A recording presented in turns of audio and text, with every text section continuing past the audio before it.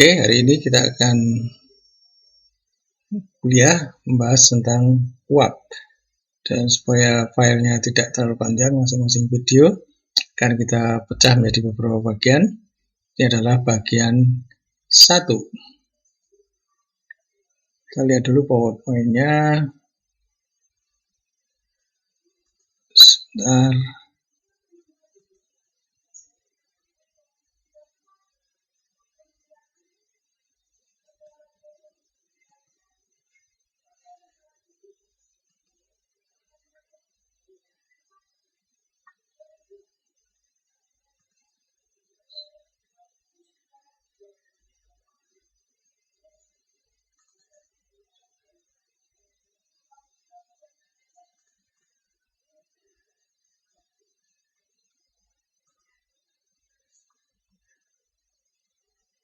Nah, kita sudah siap sekarang. Ini tadi seperti saya katakan topiknya mengenai uap. Bagian 1 April 2020 ya. Kita mulai dengan pengertian apa itu uap. Uap itu mirip gas, cuman ada perbedaan prinsipil, yaitu demikian. Kalau kita punya gas, ini belum kelihatan penanya, pen harus mulai lagi ternyata. Kalau kita punya gas, itu praktis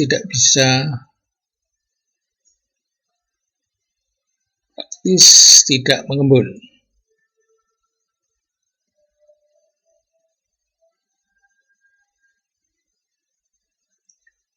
Praktis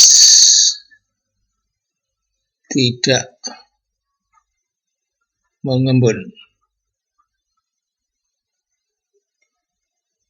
Sedangkan uap ini bisa mengembun.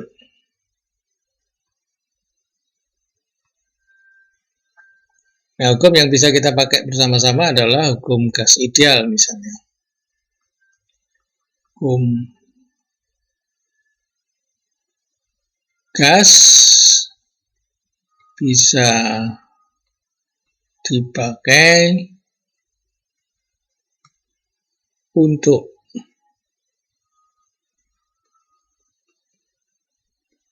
uap selama tidak terjadi pengembunan.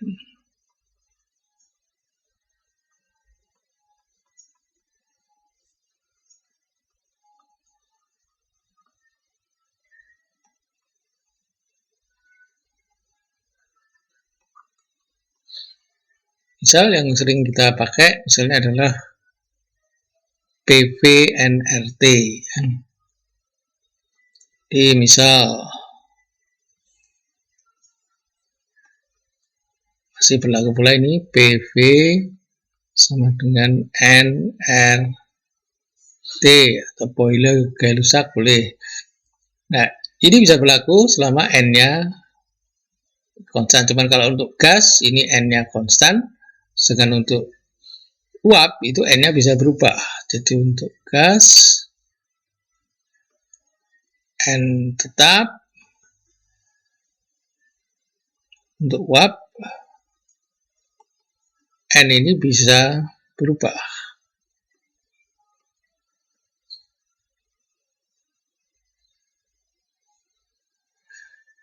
Kita lihat pada detailnya, contoh berikut. Misalnya kita punya gas,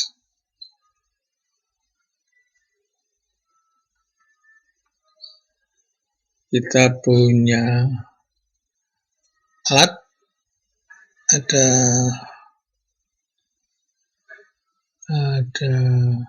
sorry ini gambarnya bagus, silinder misalnya.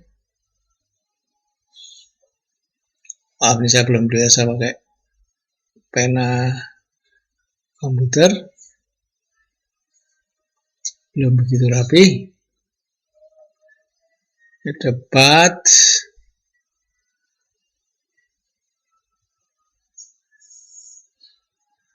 Ini cairan, T tetap. Jadi sistem kita adalah isotermis. Kita hapus saja ini, pakai ini.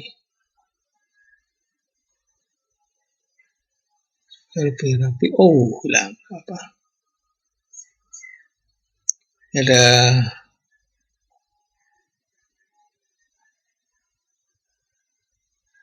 dan kita bisa ukur volumenya, ada skala di sini. Kita bisa ukur tekanan di sini. Ini ada manometer.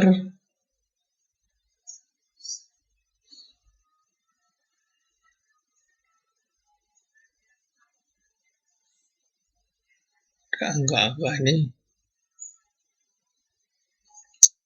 Jadi kita bisa mengubah volume ini dengan menggeser posisi piston. Nah, dengan diubah volume, ternyata tekanan teramati berubah. Kita bisa melihat kalau V kita amati, kemudian P kita amati, kita akan data.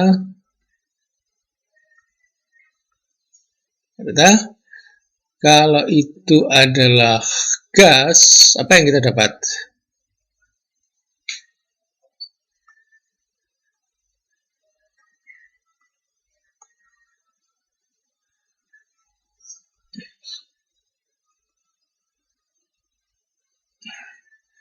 Ini adalah misalnya tekanan, ini adalah volume. Misalnya tadi volumenya di sini, tekanannya di sini kecil, terus volume kita kecilkan. Apa yang terjadi dengan tekanan? Tekanannya akan naik terus.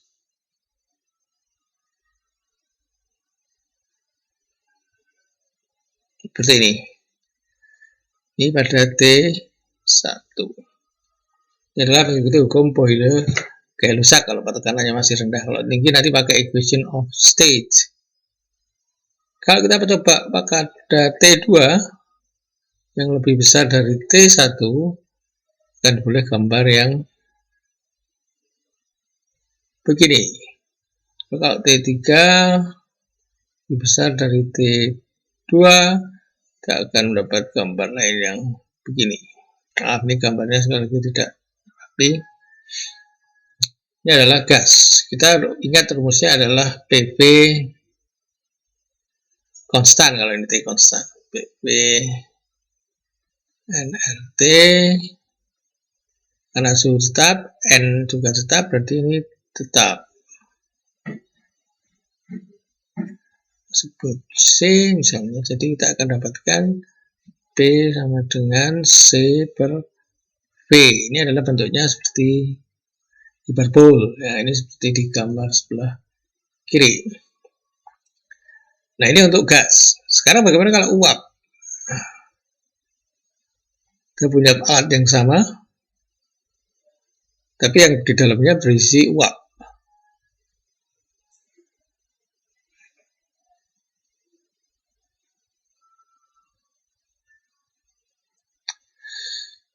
Kita buat grafiknya.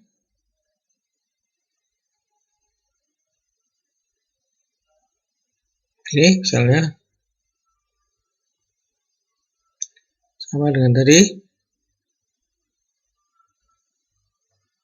Ini adalah V, ini adalah ke atas adalah P.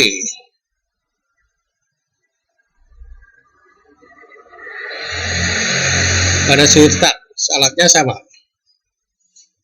Kita mulai dari sini.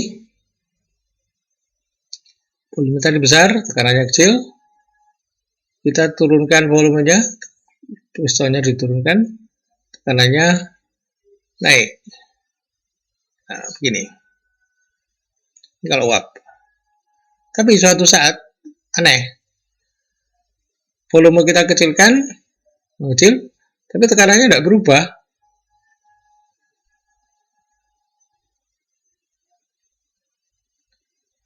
Gini. Terus sampai sini. Loh, kenapa ini demikian? maka ini tekanannya naik terus. Setelah kita amati di alat tadi, ternyata di sini gasnya sebagian mengembun. Jadi kalau volume dikecilkan bukan tekanan naik, tapi sebagian uap menjadi cair, sedangkan tekanan tidak berubah. Jadi gambarnya seperti yang kita lihat tadi, konstan P-nya. Ya, terus sampai di sini. Suatu saat volume kita kecilkan sedikit saja, ternyata tekanan naik sangat tajam. Kenapa ini? Nah, ternyata kalau kita lihat di alatnya, ternyata uapnya sudah habis, bagian semuanya sudah menjadi cairan. Sehingga cairan itu, untuk mengecilkan volume cairan itu dibutuhkan tekanan yang sangat tinggi. Sorry, ini tadi gambarnya kurang lurus ya. Nah, ini saya buat lebih lurus.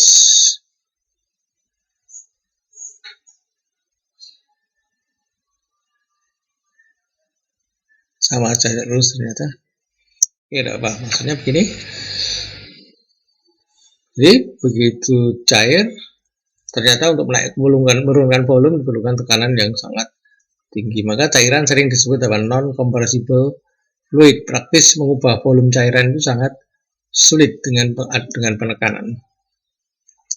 Ini kalau proses dilakukan pada suhu T1. Kita lakukan lagi pada T2 yang lebih besar dari T1. Apa yang terjadi? Sama? Nah, polanya sama.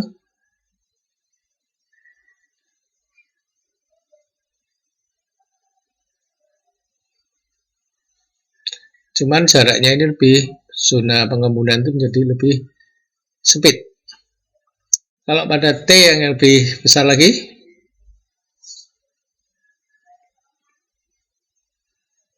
grafiknya seperti ini, makin sempit.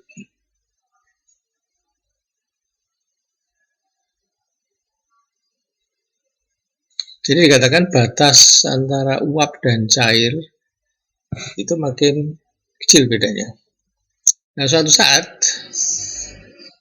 ini sudah tidak ada fase itu lagi. Nah, ini sudah seperti gas ya. Ini sudah tidak bisa mengembun lagi. Nah, ini adalah kondisi ini adalah TC. TC adalah suhu kritis. Ini sudah tidak bisa mengembun lagi seperti uap. Nah, kalau di atas gini itu sudah seperti gas. Nah, ini sudah T4 lebih besar TC. Ini sudah seperti gas biasa. Nah, kalau kita gambar ini bentuk pola ini.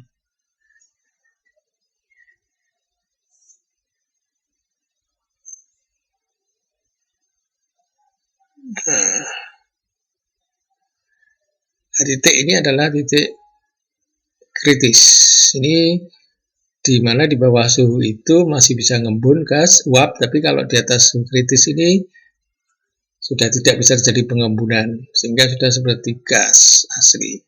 Dan pada titik kritis ini berarti apa? Beda antara uap dan cair sudah praktis tidak ada. Jadi panas penguapan cairan pada suhu kritis itu adalah 0.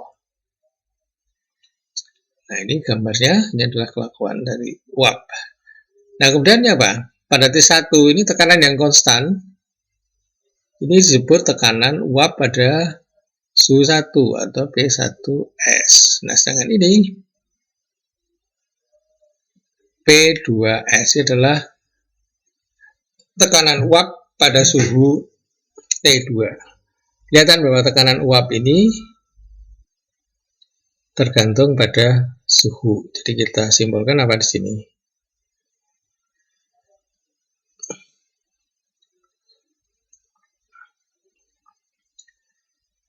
Pertama adalah nilai pada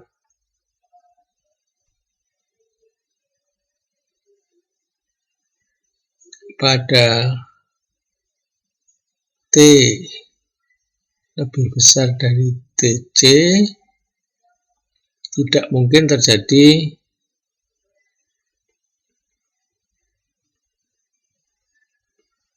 pengembunan.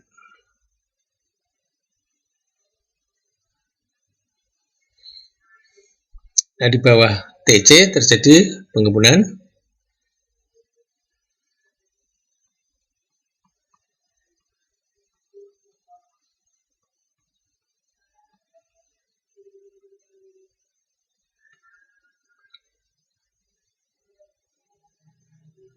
Dan saat itu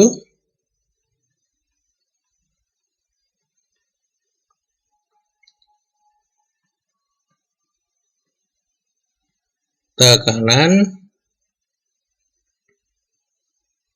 tetap, ini disebut dengan tekanan uap. Simbolnya adalah PS. Set S dari kata saturated ya. Uap TS. Dan terlihat pula bahwa TS itu PS tergantung pada suhu ya.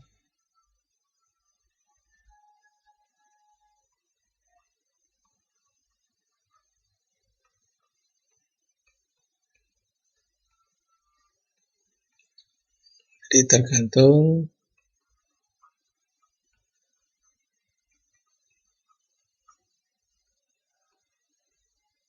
suhu. Dan nanti korelasinya apa? PS sebagai fungsi T ini kita akan bahas lebih lanjut. Sebentar kita batasi segitu dulu. Nah, kemudian yang penting apa? Pada tekanan PS, zat bisa berupa uap, bisa berupa cair, bisa juga berupa padat uap dan cair. Jadi dua fase itu bisa berada bersama-sama. Pada suhu T, tekanan PS, zat bisa berupa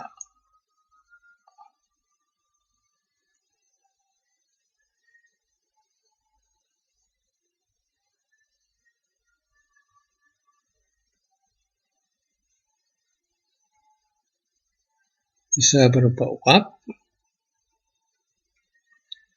cair, atau campuran uap cair.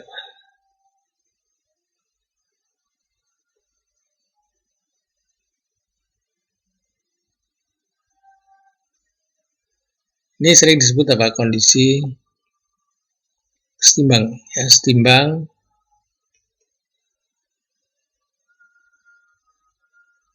fasa.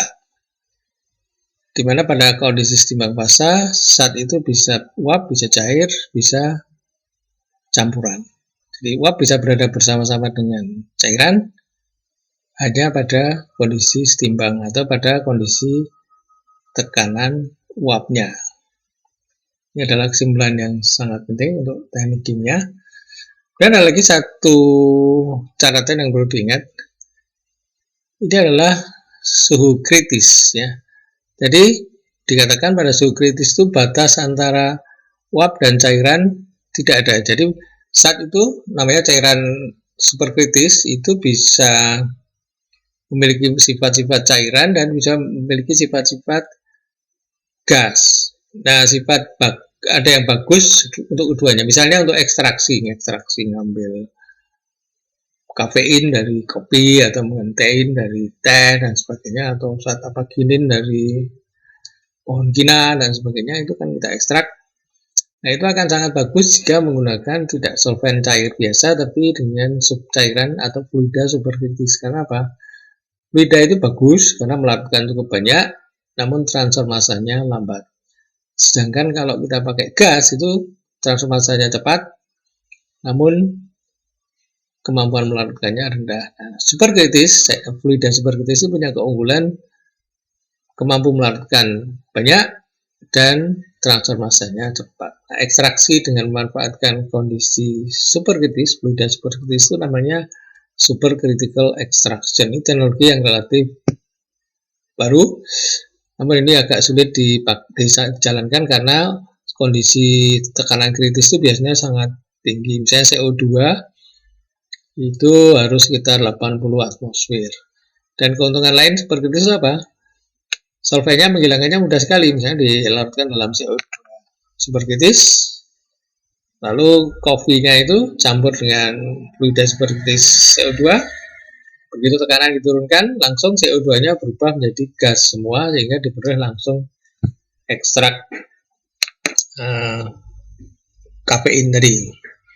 Itu contohnya. Nah, sekarang untuk fisika ini kita tambah satu ketentuan hal saja. Jadi bahwa T itu berpengaruh terhadap tekanan uap. Bagaimana korelasi tekanan uap dengan suhu? Itu ada beberapa model, sebelah model, tapi yang terkenal saya bahas dua saja. Korelasi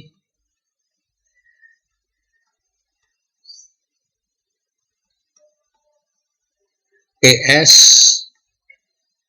dan suhu. Yang pertama yang paling terkenal adalah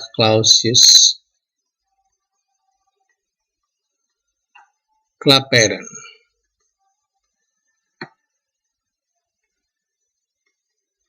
Jadi gini, ln PS sama dengan suatu konstante, kemudian ada konstante lain per T. Ini tandanya bisa plus, bisa minus, karena tergantung nilai B-nya ini. Jadi umumnya ini koefisiennya ini negatif, jadi B-nya itu plus kalau saya tulis begini. Tapi perlu diingat bahwa T di sini harus sama dengan suhu mutlak.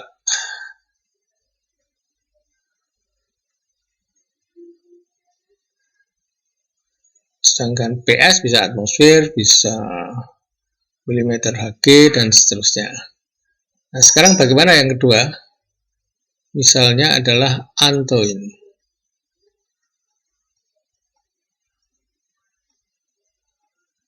Itu hubungannya seperti ini.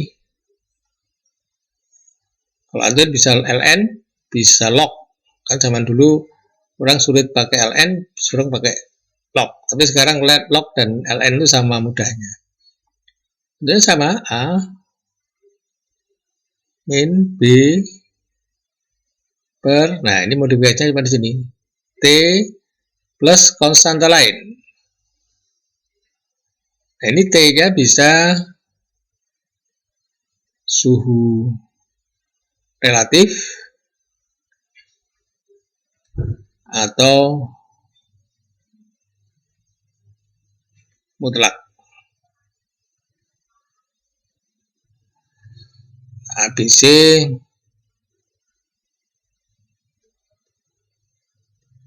tetap. Nah, mengapa Antoine ini muncul? Dulu kan kita tidak tahu suhu mutlak itu berapa tuh yang benar. Karena orang mengetahui suhu mutlak adalah min 273 itu lama kemudian ya. Jadi dulu pakai amannya pakai yang bawah ini Antoine. Tapi sekarang orang tidak masalah, bisa pakai Clapeyron. Saya kira kuliah bagian uap bagian pertama kita akhiri sekian. Jadi yang penting ada hubungan korelasi antara suhu dengan tekanan uap. Yang terkenal adalah Clapeyron dan Antoine. Banyak yang lain. Tapi ini aja dulu. Sekian, terima kasih.